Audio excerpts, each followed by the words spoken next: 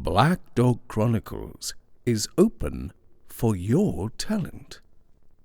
Interested? Listen out for the special message at the end of this video.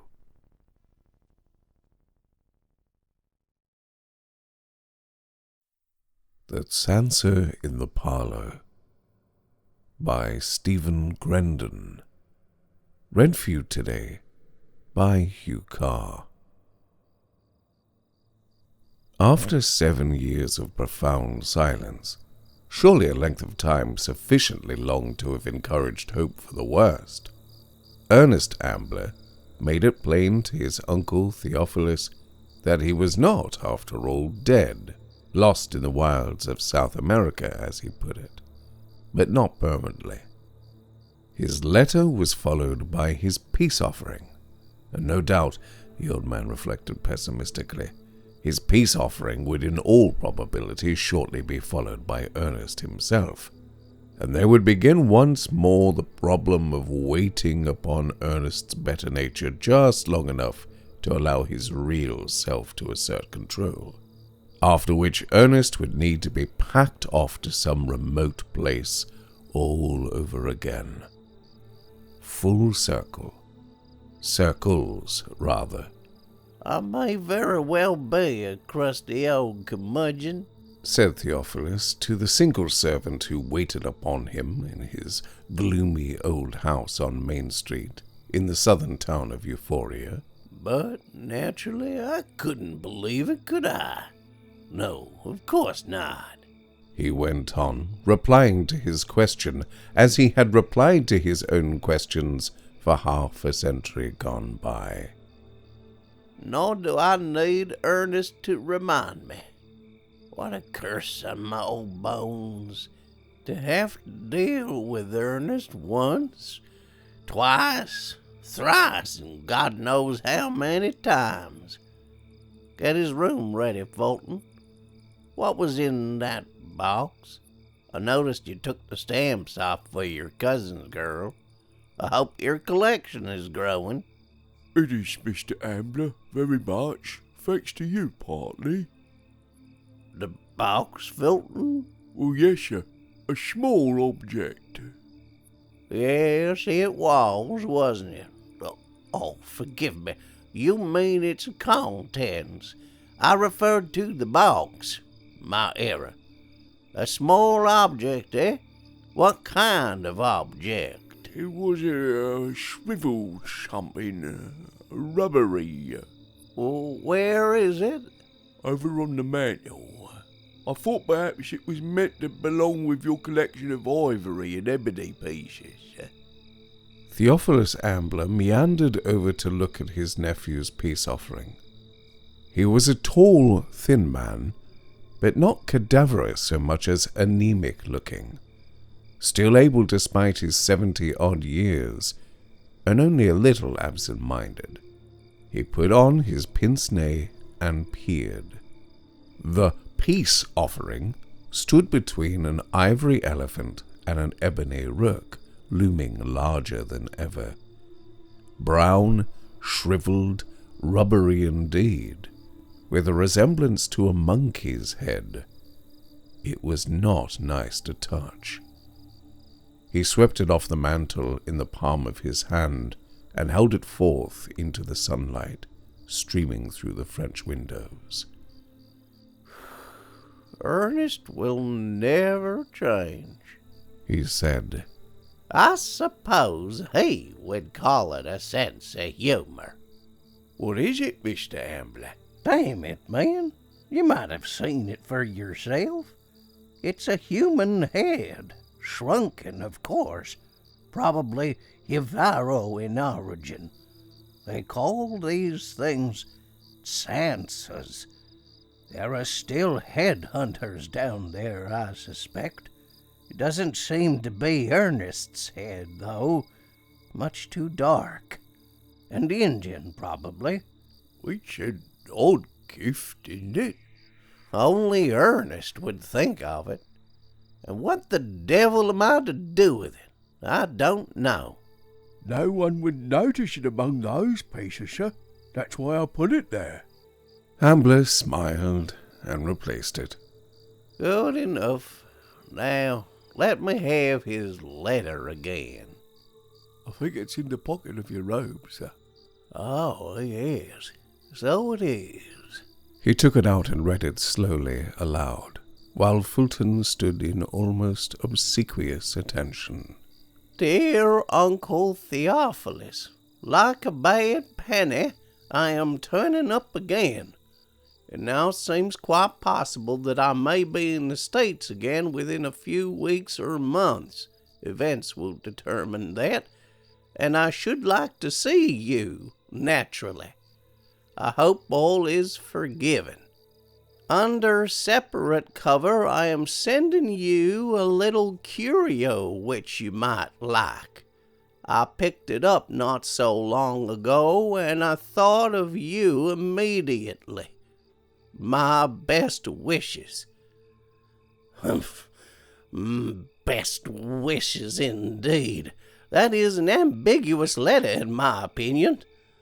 But of course Ernest never wrote anything straightforward in his life, or spoke it either. How long ago was it written? 3 weeks. I suppose we can expect him any day. I'm afraid so, agreed Fulton. Fulton drifted out of the room, and Theophilus was left alone. He made a determined effort to put the unpleasant thought of his nephew from his mind and settled down to read. But Ernest persisted. Ernest, who had never been a very pleasant child, and who had made life miserable for practically everyone, relative or friend, with whom he had been associated. How long will it be before I have to get him out of another scrape, he wondered. He was really getting too well along in years for that sort of thing, he felt. Not really doddering yet, of course, but still no longer young. And Ernest, who must now be well into his 40s, was old enough by this time to know what responsibilities meant. But he knew in his heart that Ernest would never be old enough for that. In the night, the house creaked and groaned in the wind. Rafters cracked and bushes around the old building whispered in the hushing night air. Theophilus Amber went to his bed not long after sundown, and Fulton went shortly thereafter.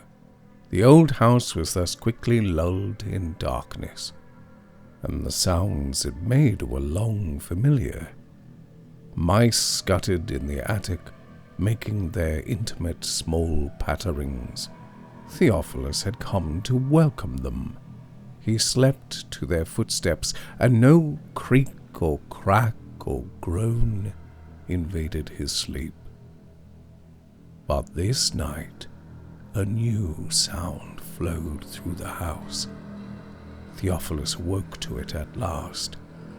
He lay for a while listening, and decided finally that it must be Fulton talking in his sleep, or grumbling.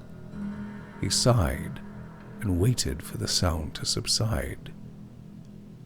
But it did not subside.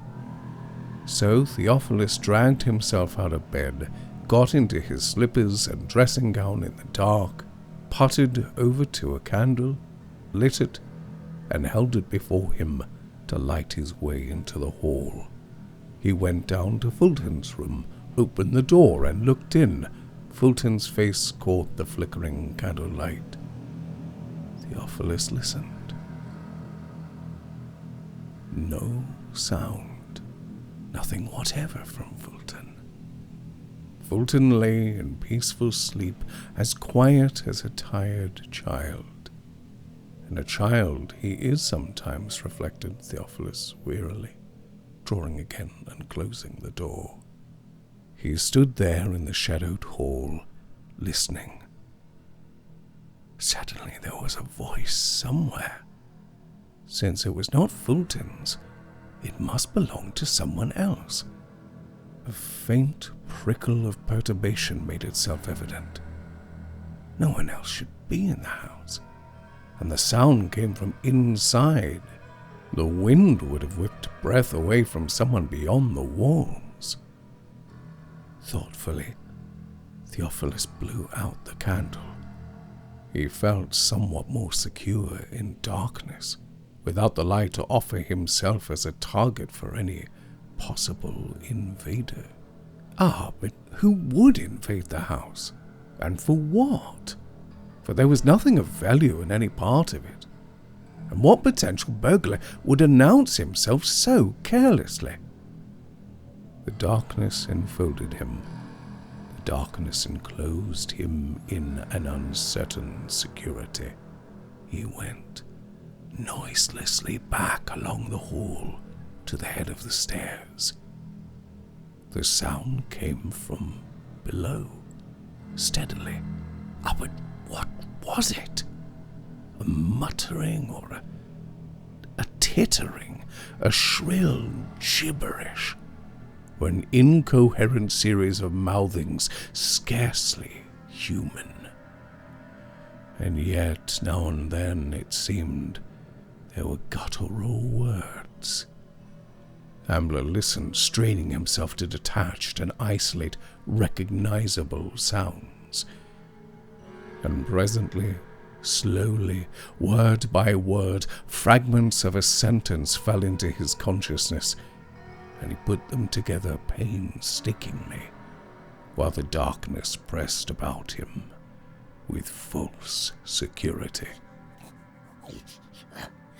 In this house is Mr.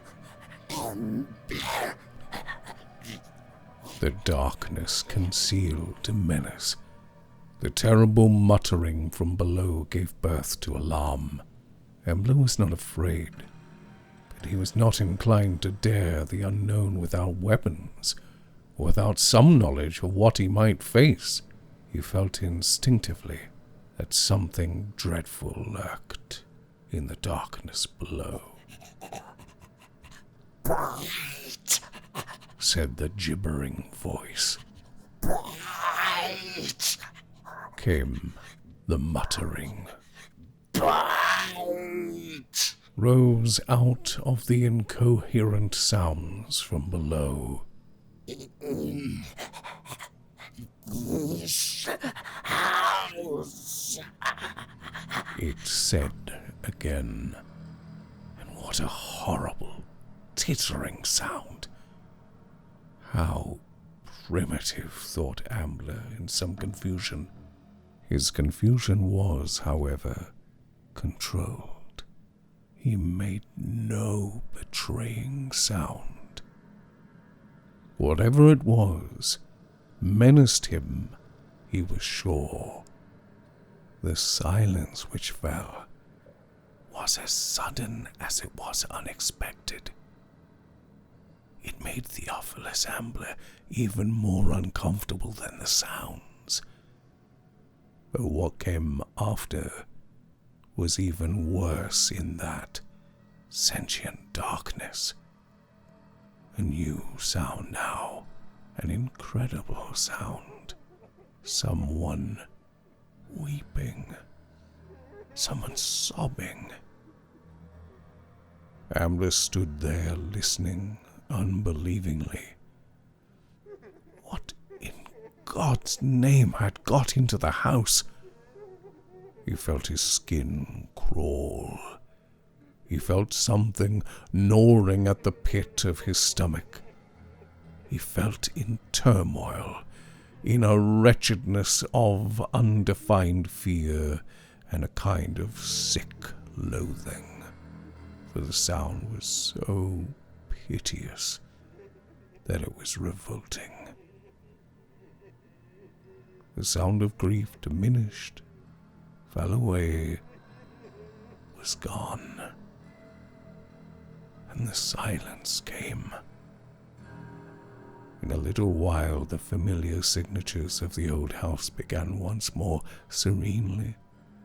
The creaking and cracking and groaning, the winds hush hush at the eaves, the comfort of mice scampering above overhead.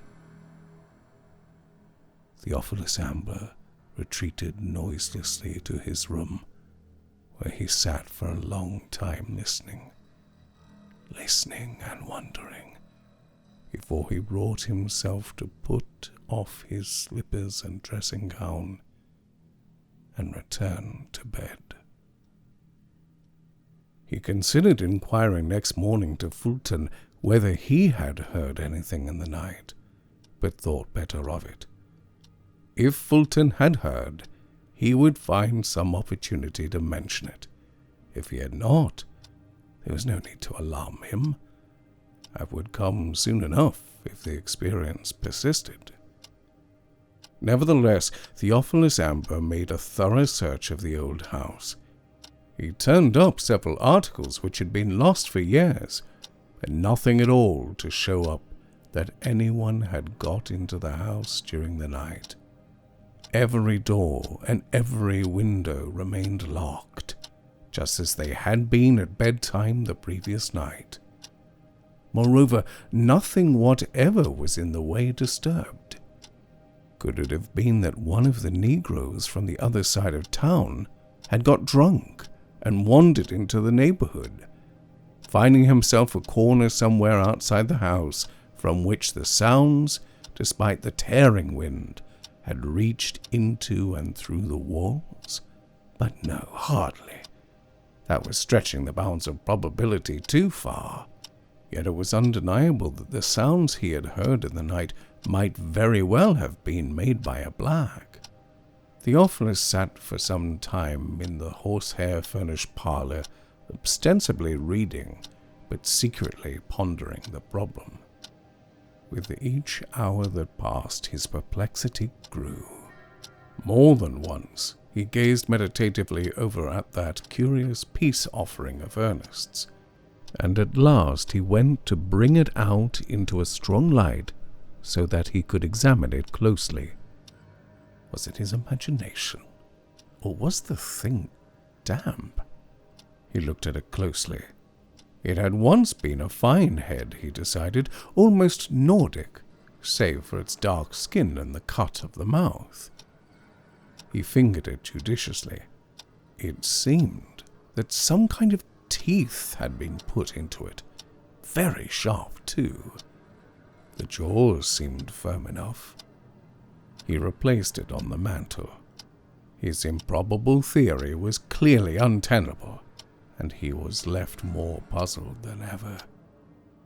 Several times during that day he found himself regarding the Jivaro head with mixed emotions, uppermost among which was the impulse to rid himself of the object with summary dispatch. He waited for night with some apprehension.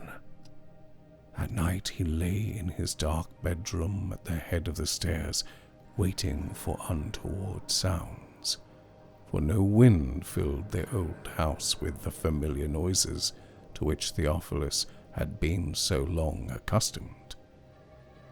The clock struck 9. The clock struck 10. The clock struck 11. Outside, the town grew quiet towards midnight. As the streets emptied and the last late crowd from the last picture show dispersed, inside the old house on Main Street, the voice began again. Theophilus rose at once. He had not undressed, but had only put on his gown, in one pocket of which he had taken care to place a small pistol. He had put out a strong-beamed flashlight, feeling more secure with it in his hand than candles, and, so armed, he set out from his room, walking with every caution to the head of the stairs, and slowly down, step by step, careful to make no sound. The voice gibbered in the darkness. The voice complained, argued, cried, a horrible cacophony in the black well below. Near the bottom of the stairs, Theophilus paused. The atmosphere of menace around him was thick, unpleasant, cloying. Once again there were audible words, disjointed, almost meaningless. Head of stairs. Room in this house. In third night. And again gibberish, horribly intermingled with sounds of grief. And what was to be made of that? The sounds came from the parlour beyond any question. Mustering his courage, Theophilus tiptoed down the hall towards the old-fashioned portieres which marked the entrance to the parlour. In the silence which held the house, the sounds seemed twice and 3 times as loud as they were, so that any moment Theophilus expected a distraught Fulton to appear at the head of the stairs. There was no betrayal from above. He stood before the closed portieres listening. He heard a constant muttering, and paying careful attention, he detected a pattern of gutturals. Words, certainly, but not English. Words in some alien language. Phonetic, he decided. Probably primitive, with now and then an English word. It struck him as very odd that the heavy accent of the English words was so similar to the less obvious accent Ernest had affected when last he had visited in Euphoria. His impulse was to retreat, but he would not yield to it. He did the second best thing. He effected a compromise. Rather than enter the parlour, he made a small parting of the portieres at the level of his eyes, thrust his flashlight into the opening, and, focusing the beam on the mantel, switched it on. The ivory and ebony figures sprang into being, and the dark brown head agleam as with perspiration there. It seemed to Theophilus Ambler that there was a burning of tiny eyes, a movement of the shrunken lips, but the instant the light flashed forth, the sounds from within the room ceased. There was nothing. But wait! The head was not where he had put it. When last he had put it down, it was left standing next to an ivory knight. Now it stood before a teakwood box, fully 1.5 feet away. Could Fulton have moved it? Hardly. Even if he had taken it up, he would have replaced it precisely where it had been. What then? The possibilities which occurred to him were not comforting. Theophilus was not unimaginative, but he was not inclined to accept the products of his imagination too readily. He looked across the room to the figures illuminated by his flashlight's beam. He could not rid himself of the conviction that one among them gazed back with malevolence. He snapped off the light and withdrew, allowing the portieres to close before him. He waited. Nothing happened. He was vaguely disconcerted. He had expected the gibbering and muttering to begin again, but no untoward sound came out of the parlour. Indeed, the room and the house were as one might expect them to be in the dead of the night. Theophilus walked back to the stairs. There he waited a while longer. Nothing took place. No unaccountable sound invaded the darkness. He went slowly up the stairs in the dark, with every step expecting to hear that weird voice again. But he heard nothing. All was as before, except that Fulton was snoring. He's lying on his back again, thought Theophilus. He turned at the head of the stairs and looked back down into the well of black. He had a momentary feeling that someone watched him. He thought he saw a vague, shadowy figure, neck to toes, without a head. But he blinked, and it was gone. More shaken than he cared to admit to himself, he re-entered his room. He considered blocking the door with the heavy easy chair in his room, but stoutly refused to give way to a fear so nebulous as that he now entertained. Just to be on the safe side, however, he slipped his pistol under his pillow, and presently he slept after a fashion. The morning brought more than another day. It brought Ernest Ambler, looking, if possible, more dissipated than ever, with bags under his eyes and smouldering fire like a fever inside. He was of medium height, stoop-shouldered, and one might have said hawk-like in his appearance, except that it did injustice to a noble family of birds. His face was not so much prepossessing as it was fascinating in a revolting way. He looked, and often acted, like a character out of a painting by Felician Rops, quite as if he had practiced every known major vice and quite a few minor ones. Theophilus found his nephew at breakfast when the old man descended. Ernest shot him an unsteady glance. "Hello, Uncle Theo," he said with false heartiness. "You're looking uncommonly well." Theophilus growled an acknowledgment. And you're looking seedy, if I might say so. Puffy. It was a long trip. I bet it was. How did you make it? In steerage? Ernest set forth his trip in patience. It made it commendably short. He had been working among the Huw Indians. He had sent a sample of their work, but apparently it had not yet arrived. I got it, said Theophilus shortly. Ernest seemed manifestly surprised.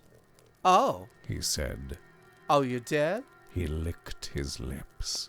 But surely not very long ago, eh? 2 days ago. Then this is actually the 3rd day you've had it, isn't it?" A stupid question, thought Theophilus. Small wonder he tittered after it. Still had that disgusting accent, too.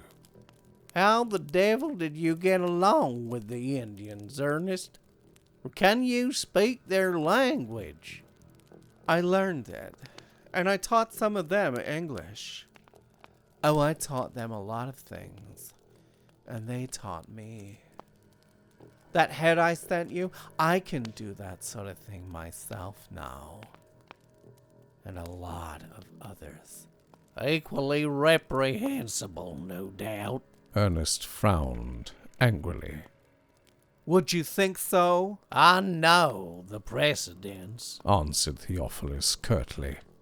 How long are you planning on staying? "Oh, not too long. A week or 2, maybe. Then I must go back. I've got quite a reputation among those Indians. I can't imagine. You'll find it hard to believe, but they think I'm a big medicine man. The equivalent of an African witch doctor, no less." He was gloating. He was actually proud of what the Huvaros thought. Theophilus repressed a shudder. Congratulations, He said dryly. And tell me, Ernest, that head you sent me, did it take you very long? "Oh, no, just..." Ernest caught himself and glared at the old man. "What do you mean?" What did you think I meant? Countered Theophilus blandly. Ernest swallowed. "Always think the worst of me." he muttered. And whose fault is that? Theophilus got up, leaning above his nephew. He had scarcely touched his coffee, but he no longer had any appetite for it. If you're staying, Ernest, you take the room next to mine. I have to tell you, though, there appears to be someone else in the house, besides Fulton and me. You'll find out about that in good time. Ernest stared after him with narrowed eyes. Theophilus was profoundly disturbed. He read his nephew's eyes. He read hope, hate, avarice. He read more. And how curiously Ernest had spoken. He was not cringing, as he had formerly done. He was not apologizing or begging. His was an attitude of watchful waiting, an almost irrepressible gloating straying from behind his feverish eyes.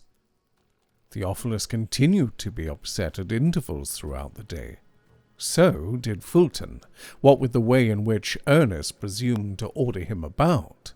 Ernest managed to surcharge the already troubled atmosphere of the house on Main Street with an explosive chaos. Moreover, as evening approached, Ernest began to get extremely fidgety, and at last, immediately after supper, rose and left the house, mumbling that he would be back later, and no one needed to be waiting up for him, as if anyone intended to do so. The front door will be left open, said Theophilus.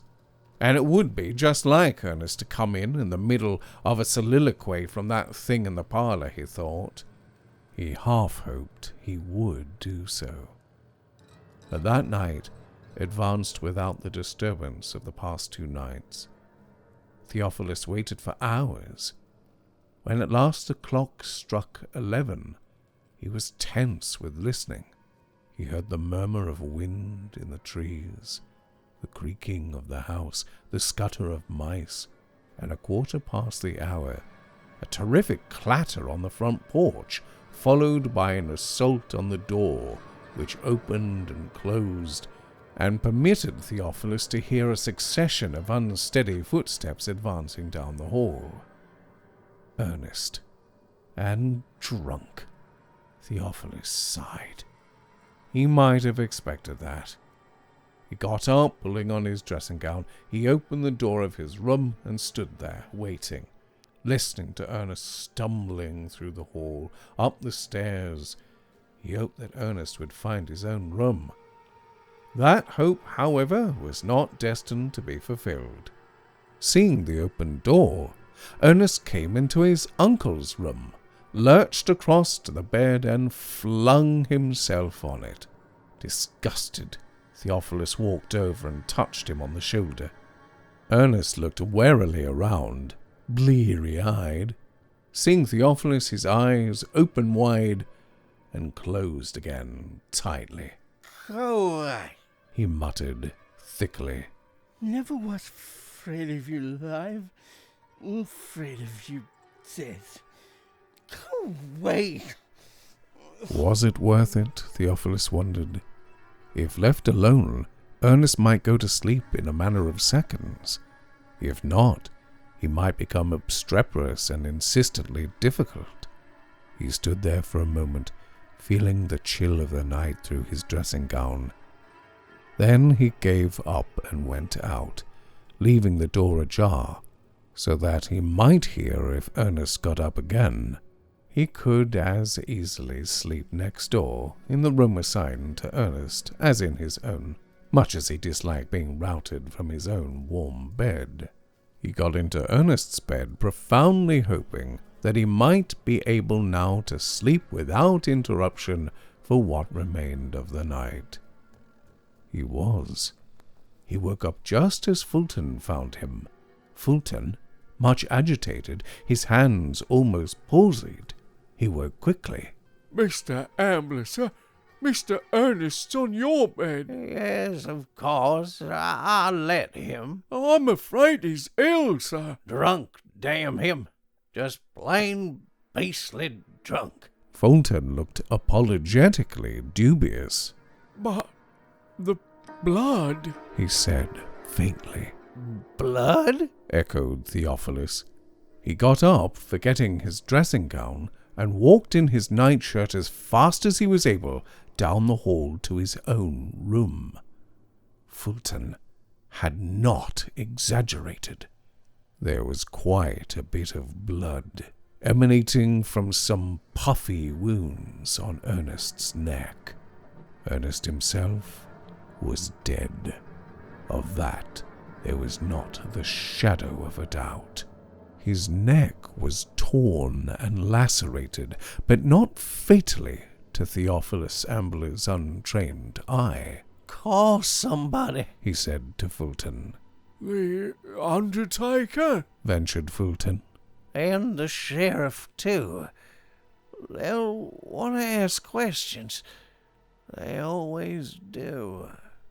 The sheriff came and asked a good many questions, particularly after a report from the county coroner was in. Ernest Ambler had died of poison, evidently administered through the wounds in his neck. Curare, a poison well known to certain Indian tribes of South America. As for the wounds in his neck, clearly bites of some kind. Perhaps rats. What did Mr. Theophilus Ambler know about it? Theophilus was not of much help, but for the fact that he had not a shred of motive for wanting his nephew out of the way, it might have gone very badly for him and for Fulton. As it was, the absence of evidence failed to constitute anything positive. 2 or 3 times it was on the tip of his tongue to say something about that strange Tsanta on the mantel, but he wisely forbore. He might escape a barred cell for a padded one. At the first opportunity, however, he examined the blood stains on the stairs which the men from the sheriff's office had found. There were not many, and they ended halfway down the stairs. He went into the parlor. The Tsanta stood on the very edge of the shelf. There was a red-brown smear at one corner of its mouth. Theophilus had not a doubt but that if he sent away the pointed teeth from that monkey-like head, he would find the source of the curare which had killed Ernest. He had an understandable reluctance to do so, but something would have to be done about the thing on the mantel. For the time being, he could stay where it was, but not for long. Within a fortnight, the mail brought in a letter sent to Theophilus Ambler by the American consul at Cuenca, Ecuador. Did Mr. Ambler have in his possession a shrunken Jivaro head recently acquired? And if so, would he send it post-haste to the consulate? The consul was sorry, but he had been plagued by a Jivaro woman who had told him a long rigmarole and given him no rest until he sent to inquire.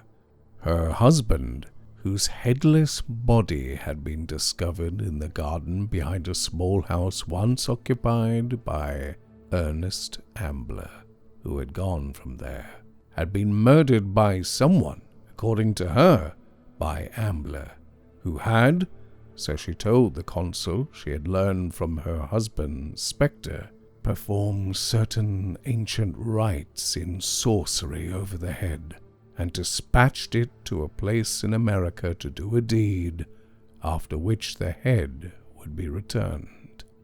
Now the ghost of the dead Indian appeared nightly to his wife, weeping and clamoring for his head. It was absurd. It was ridiculous, but the consul hoped that Mr. Theophilus Ambler knew how difficult a consul's life could be and might understand. Theophilus understood very well indeed that Sansa had been sent to do a deed on the third night in the room at the head of the stairs. The incorrigible Ernest had counted on the Sansa's earlier arrival. Fortunately, Theophilus was in a position to appreciate the irony of the situation, however incredible. He took no chances with the Sansa. He packed it carefully and sent it by air to the American consulate at Cuenca.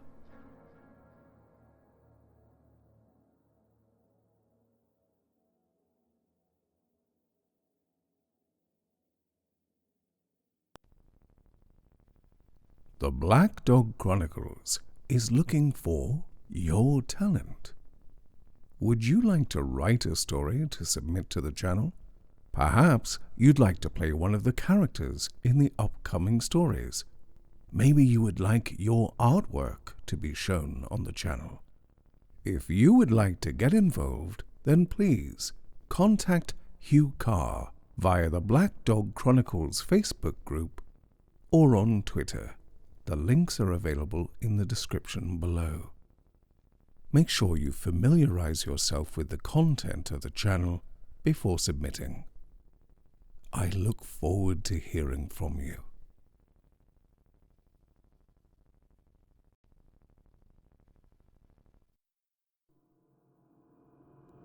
Look out for the shadow.